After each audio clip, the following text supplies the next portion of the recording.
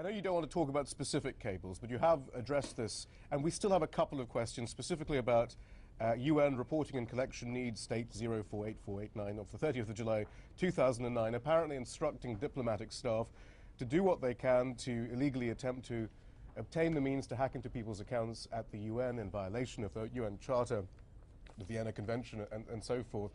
I mean, first of all, doesn't that make these cries about the sanctity of confidential information for governments pretty hollow?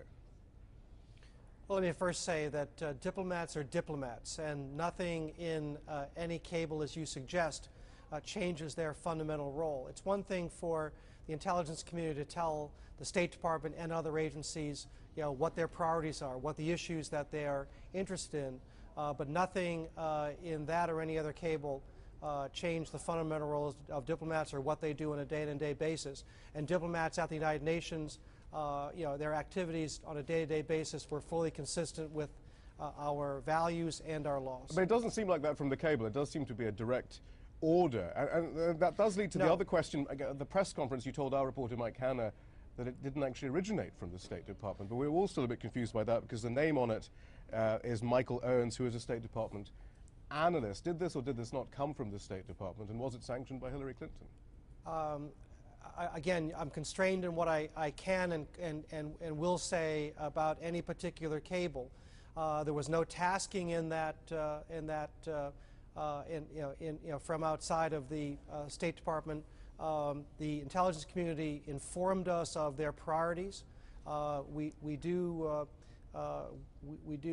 are aware of that, and in the conduct of our day-to-day diplomacy, if we come across information relevant to those priorities, we're happy to pass on that information. But even if it's in violation of the Vienna Convention on Diplomatic Relations, Article 27, Section 2, Article 30, Section 2, you're not supposed to be doing that. Again, that cable did not make diplomats into spies. They're not. Right, but should there be an inquiry as to why intelligence agencies are asking your diplomats to be spies in violation of international law?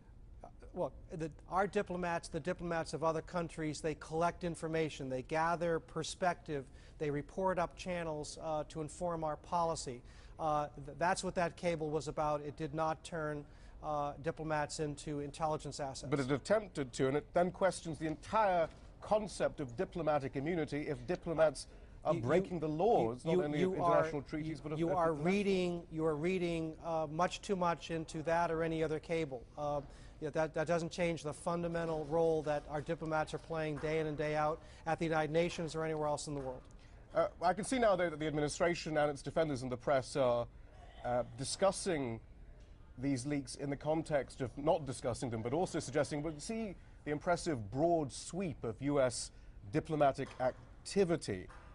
And yet, in a lot of cases, it doesn't seem to be that impressive. Honduras is a good example.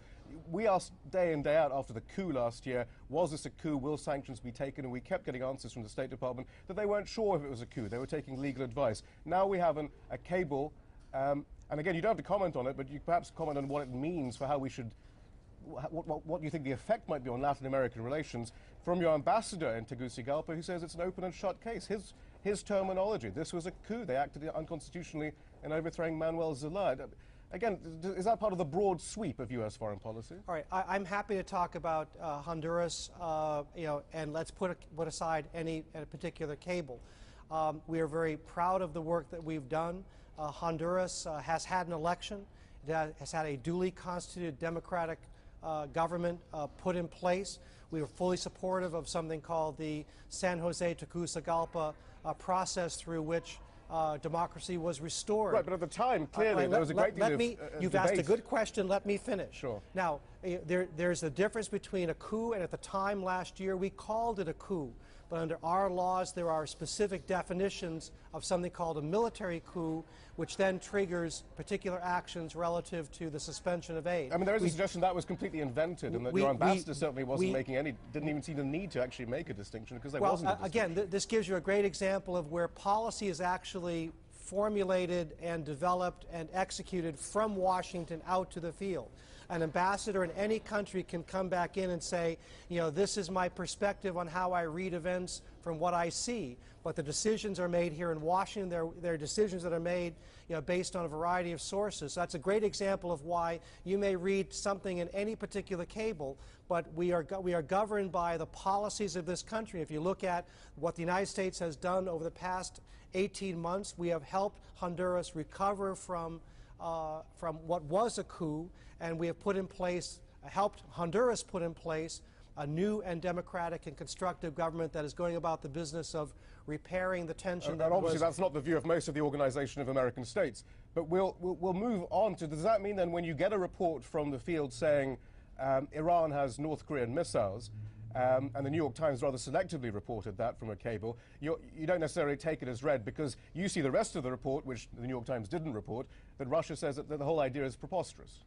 Well, again, we are governed by our actions. We will sit down on Monday with Iran.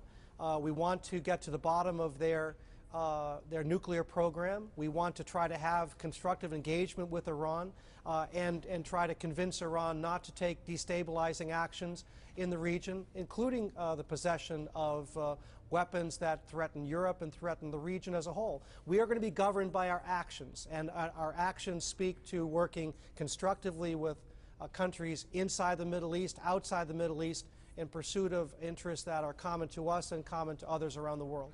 In the end, though, Mr. Crowley, wouldn't things be a lot easier? Wouldn't we as journalists not have to rely on whistleblowers if the administration, your administration in particular, was committed to accountability? It's your administration who keeps saying we should look forward and not look back. If there were systems in place for accountability, for a certain amount of transparency, for channels within government and within the military to question the orders they're getting, we probably wouldn't get leaks like this, and we wouldn't have to seize upon them to find out what's really going on. Well, that's a loaded question. First of all, Mr. Assange is not a whistleblower. He's an anarchist. He's a publisher of another whistleblower's actions. I'm talking about whoever actually leaked it. He is trying to undermine the global system through which we cooperate and solve problems. Beyond that, we are, again, governed by our actions. We are the most transparent society in the world. And obviously, we're having a conversation about I'm not getting many answers, though. Look, people know more about the United States of America than any country on earth. We're proud of that as part of our fabric. We are accountable to our people. We're accountable to other media, including you, that want to ask us questions. We're here every single day, and we're proud of what we do. We think we're a constructive force in the region and the world. We're going to continue to engage countries, engage people, and try to solve the challenges that we face and are common with other countries. But finally, though, I mean, the system that you talk of, especially with this administration and the previous administrations, is the presumption of secrecy in a government's actions, when surely the fundamental principle is the presumption of openness in a democratic government's actions. Look, any government and any private entity has to have secrets. They have to have confidential information. They have to have proprietary information. We do have secrets, and it's important to keep those. Qatar has secrets. It's important to keep those. Other countries in the region have their own secrets. That's not the issue here. We are the most transparent and accountable country on earth. Everybody around the world focuses on the United States, what we're doing, what we're saying, and we'll be guided by our actions. We'll defend our actions, and that's not going to change because of these revelations. B.J. Crowley, thank you very much. Thank you.